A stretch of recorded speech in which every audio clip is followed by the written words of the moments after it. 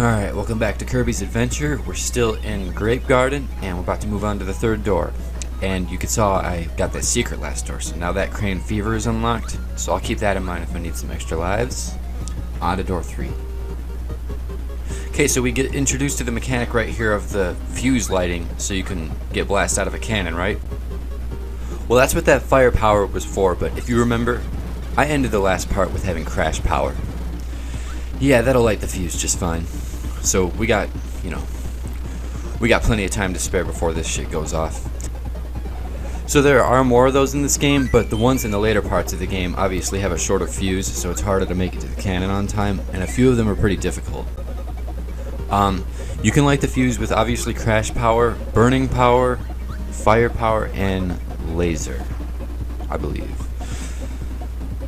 You know, I think I might have just gotten every single one of those names wrong. I think burning is supposed to be fireball, I think fire is supposed to be flame, and I think laser is supposed to be beam. So, whatever you want to call them, you probably knew what I meant anyway. Any power that would burn something is sure to light the fuse. I don't know what I was trying to do right there. Maybe see if those blocks could break or not, but no, it's quite obviously a secret. That tomato is hidden somewhere around here. Can't remember if I find it or not, but we'll probably find out soon. So right now we're up in the sky with all these blimps and stuff. That's why there's a bunch of strong winds blowing me to the right constantly. And right on down here is where you find another one of the secret buttons. Okay, so yeah, it's hidden right here, and we won't be needing that maximum tomato anymore because these things, they restore all your health. Payday! Yeah, I'm pretty sure I told you that the first time I showed you one of them. So that problem is taken care of. Yeah, as you can really tell, those secret buttons though get much more frequent as you continue on the game. I mean, I think it took me to get all the way to part 3 just to show you the first one. And by the end, by like the last world, actually I think the last world doesn't have too many of them either, but the second to last world, and definitely, you know, this one so far, they got quite a bit more than the beginning of the game did. And yeah, these winds are still blowing us even though we're inside something. That's how powerful they are. But they can never outdo the force of Kirby's... okay, I guess they can. Phew. Alright, well, the winds have blown us here. Yeah, give me laser power. Why the fuck not? Laser beams. Near. Pew. Ah, shit. Well, that was fun while it lasted. Oh yeah, I got the power back. Okay, so door 3 taken care of Grape Garden. Moving forward. Yeah, unfortunately, once we make it to Yogurt Yard, the next level after Grape Garden, it's not...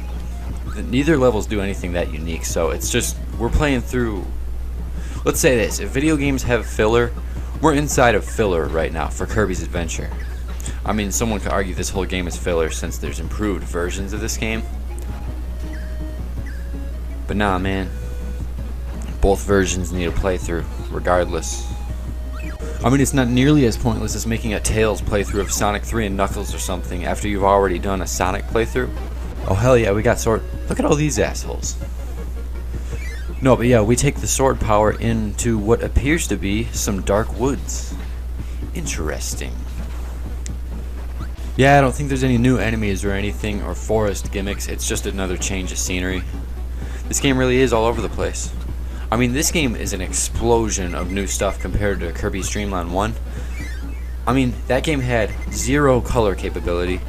It had, like, each world stayed the same throughout the world instead of evolving and changing. You can't have any powers. There's nothing like this. Like, you cannot dream of moments like this in Kirby's Dream Land 1. So this game does a lot new, and it was probably really awesome when it first came out. But my first Kirby game ever was Kirby's Dream Land 2, and that game was plenty awesome for me.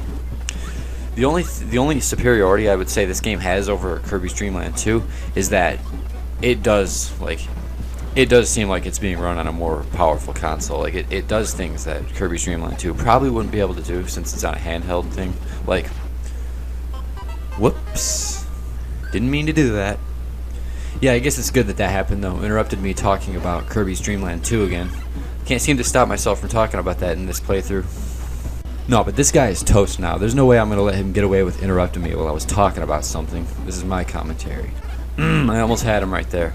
That'd have been cool if I nailed him just with one attack. No, but I told you I would make you pay for that shit. Okay, so here is throw power. I told you I had it earlier in the playthrough, but that was actually backdrop. I was making a mistake. This is what throw does. You throw him.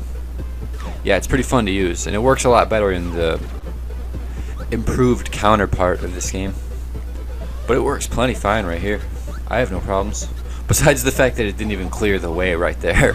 I don't really see how that's possible, but this game has its limitations. Okay, I think that was door number 4, and we're still working our way through Grape Garden. Extra lives for days. This end of the door thing right here, that thing, it's really not that hard to make it to the top of those. So if you're wanting to save up on extra lives, then you're just going to want to make sure that you're ready for that every time you finish off a door. And the last door of each level has a star above it. Part 1 was a long time ago now, so I don't remember if I told you that at the very first one. But who's ready to become invincible at the power of candy? Let's go.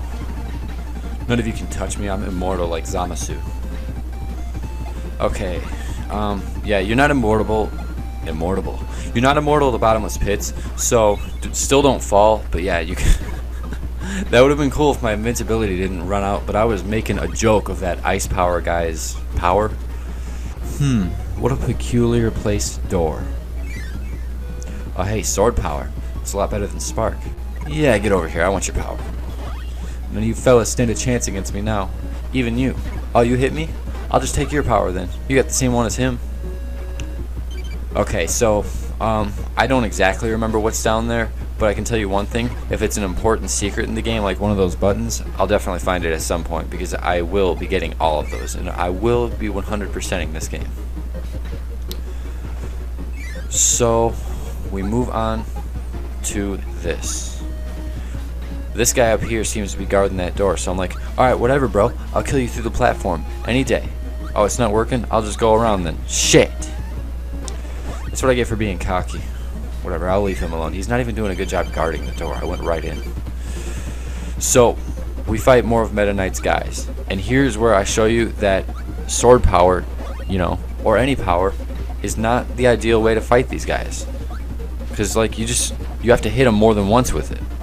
And I still try and do it because sword power is fun to use, and I don't want to give up sword power just for these assholes.